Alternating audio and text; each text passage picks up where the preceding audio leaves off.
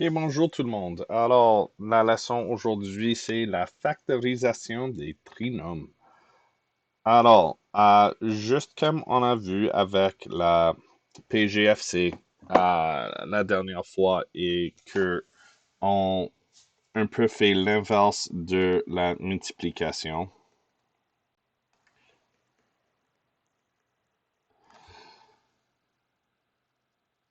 il faut savoir, pour être capable de factoriser quelque chose comme x carré plus 3x plus 2 en x plus 1 fois x plus 2, il faut savoir comment obtenir cette multiplication. Alors, on va commencer en juste faire un petit peu d'une révision de la multiplication. J'imagine que vous êtes encouragé de faire la multiplication comme 15 fois 26 en ce forme ici. Mais en réalité, quand on fait cette multiplication verticale, on fait quatre différentes multiplications. Et puis on fait des additions. OK, alors pour commencer, on fait 6 fois 5 qui est 30. Oups. Ah, recommencer. 15 fois 26, c'est 30. Puis on fait 6 fois 1 qui est 6 plus 3, c'est 9. Alors j'ai déjà fait deux multiplications et une addition. Maintenant, je fais 2 fois 5 qui est 10. Puis 2 fois 1 qui est 2, mais je fais une autre addition pour obtenir 3. Puis je fais une dernière addition pour obtenir 390. Alors j'ai fait 4 multiplications et 3 additions. La méthode que je préfère, c'est la boîte. Pour faire la boîte, il faut un peu séparer un nombre comme 15. 15, c'est 10 plus 5. On sépare les dizaines et les unités. Même chose, 26, c'est 20 plus 6. Dizaines, unités. Maintenant, j'ai 4 boîtes pour 4 multiplications. 20 fois 10, c'est 200. 20 fois 5, c'est 100. 10 fois 6, c'est 60. 6 fois 5, c'est 30. Maintenant, je fais une addition. Et oh mon Dieu, c'est la même chose. Alors, honnêtement, quand j'ai enseigné les cinquièmes années, ça c'est la méthode dont j'ai enseigné parce que oui, c'est un peu plus de papier, mais il y a, je crois, une plus grande compréhension de ce que on fait. Il y a chaque étape est plus explicite comme ici. Pourquoi est-ce que il n'y a rien ici? Ben, parce que quand je fais 2 fois 5, c'est pas 2 fois 5, c'est 20 fois 5. Alors, parce que c'est une dizaine, je commence dans la rangée des dizaines. Euh, et le voilà. Il y a une autre méthode avec la distributivité, mais on va l'ignorer. Alors, comment est-ce que je peux utiliser ceci pour multiplier les binômes comme x plus 2 et x plus 1? Bien, x plus 2, c'est la même chose que 10 plus 5. X plus 1. Maintenant, je fais 4 multiplications. X fois x, c'est x carré. X fois 2, c'est 2x. X fois 1, c'est x. 1 fois 2, c'est 2. Maintenant, je fais mon addition. J'ai les termes semblables. Alors, je peux les combiner, les simplifier. OK, maintenant, j'ai x moins 4 fois x moins 6. Et c'est super important de noter que le 4 et le 6 sont négatifs. Mais encore, je fais 4 multiplications et une addition. Mais je regroupe mes termes semblables.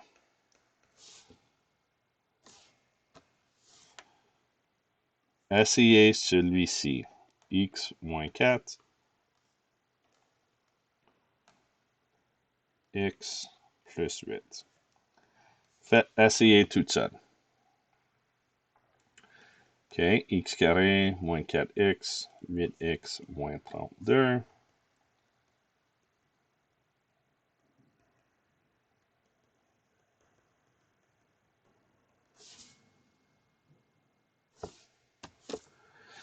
Finalement, x plus 12 fois x moins 1. Essayez.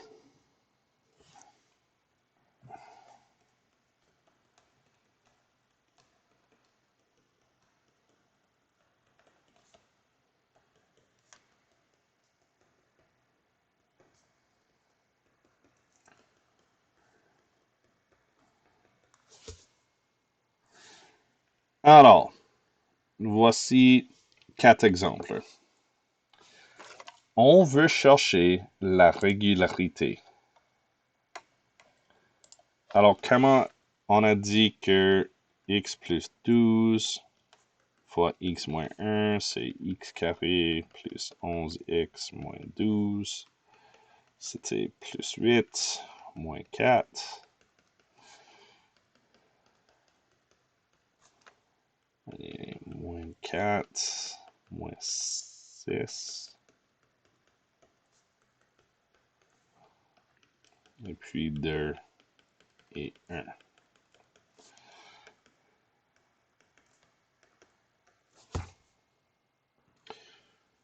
Alors, est-ce que vous voyez une régularité? Alors, ici, on a les nombres 12 et moins 1. Ici, on a 11 et moins 12. B, 12 plus moins 1, c'est 11. 12 fois moins 1, c'est moins 12. 8 plus moins 4, c'est 4. 8 fois moins 4, c'est moins 32. Moins 4 plus moins 6, c'est moins 10. Moins 4 fois moins 6, c'est 24. 2 plus 1, c'est 3. 2 fois 1, c'est 2. Alors, on peut voir que quand on a un trinôme comme ça, les deux nombres vont avoir un produit du dernier et une somme du milieu. Produit de moins 12, 12 fois moins 1, c'est moins 12. Somme, addition, 12 plus moins 1, c'est 11. Alors, x carré plus 11x moins 12, c'est x plus 12x moins 1. On cherche. Alors, si on a la forme x carré plus bx plus c, on veut deux nombres dont la somme est b et le produit est c. Alors, si on a x carré plus 7x plus 10, on veut deux nombres qui ont une somme de 7 et un produit de 10. Alors, voyons cet exemple ici. On veut deux nombres dont le produit c'est 10, la somme c'est 11. Regardons les combinaisons possibles pour un produit, parce qu'il y a infini qui ont une somme de 11. Mais un produit de 10, c'est soit 1 fois 10 ou 2 fois 5. Alors, est-ce que 1 plus 10 c'est 11 ou 2 plus 5 c'est 11? C'est 1 plus 10. Alors, mes nombres sont x plus 1, x plus 10. Et ici, encore, produit de 10, somme de 7. Produit de 10, c'est 1 et 10 ou 2 et 5. Ça va être 2 et 5 parce que 2 plus 5, c'est 7.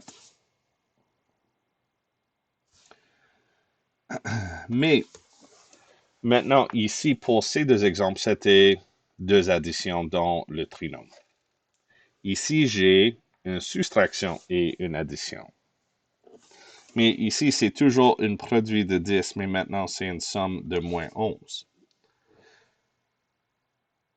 Parce qu'on cherche deux nombres, si les deux nombres sont tous les deux négatifs, ça va me donner un positif. Mais un nombre négatif plus un nombre négatif va encore être un nombre négatif. Alors, C'est pas 1 et 10, 2 et 5, c'est moins 1, moins 10, moins 2, moins 5. Alors ici, ça va être x moins 1, x moins 10. Encore ici, parce que 12 c'est positif, les deux doivent être négatifs parce que c'est moins 7. Alors, voici les paires possibles qui ont un produit de 12. Quels deux nombres vont avoir une somme de moins 7? C'est moins 3 et moins 4. Oh, maintenant on a deux négatifs. Alors pour avoir un produit de moins 10, un doit être positif, un doit être négatif. Alors, 10 encore, je peux avoir 1 fois moins 10, 2 fois moins 5, mais je peux aussi avoir 5 fois moins 2 ou 10 fois moins 1, quelle va me donner une somme de moins 3. Ça va être 2 et moins 5.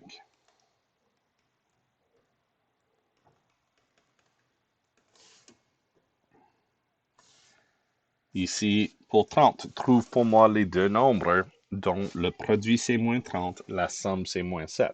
Parce que c'est moins 30 pour produit, un des nombres doit être positif, un des nombres doit être négatif.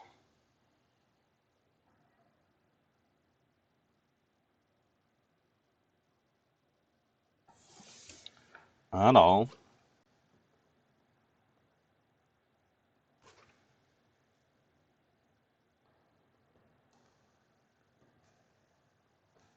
ça va être 3 et 10 parce que x moins 10 fois x plus 3. Moins 10 plus 3, c'est moins 7. Moins 10 fois 3, c'est moins 30. OK, alors maintenant, c'est encore un nombre négatif, mais ici, c'est positif. Alors, encore un va être positif, un va être négatif. Parce qu'un positif fois un négatif, c'est négatif. Et un positif plus un négatif. Si le nombre plus grand, c'est positif, ça va être positif. Alors, 10, c'est 1, 10, 2 et 5. Alors, ça va être 5 et 2 encore, mais cette fois-ci, parce que c'est plus 3, ça va être plus 5, moins 2. Essayez pour la prochaine. OK. Moins 10. Alors, somme de 9. Alors, ça va être 1 et 10, 2 et 5. Ici, ça va être plus 10, moins 1.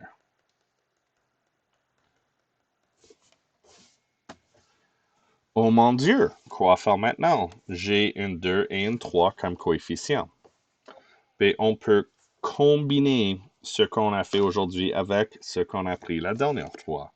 Il y a une PGFC. Ici, il y a aussi une PGFC. Alors maintenant, si on ignore le 2, parce que c'est déjà un facteur dont on sait, alors c'est moins 13 plus 36. Alors produit de 36, somme de moins 13. Parce que le produit c'est positif, les deux doivent être les mêmes. Alors,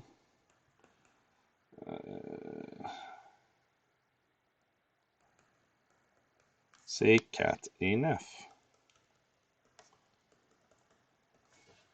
Ici, de nom, c'est moins 18. Alors, un est positif, un est négatif. Ça va être 3 et 6, mais ça va être moins 6 plus 3. Alors, maintenant, il y a une autre dizaine d'exemples. Faites-les.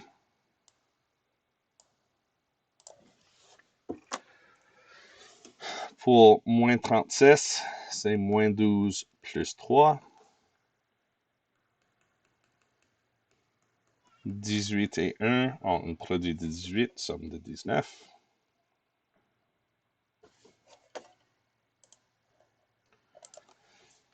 Oh, PGFC.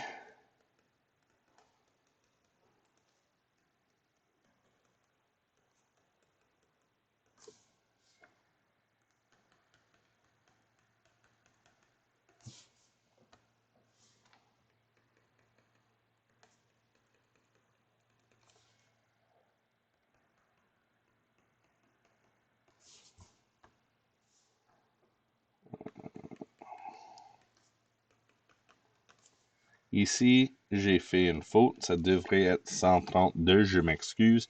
Prends un autre moment. Essayez. Ça va être 12 et moins 11.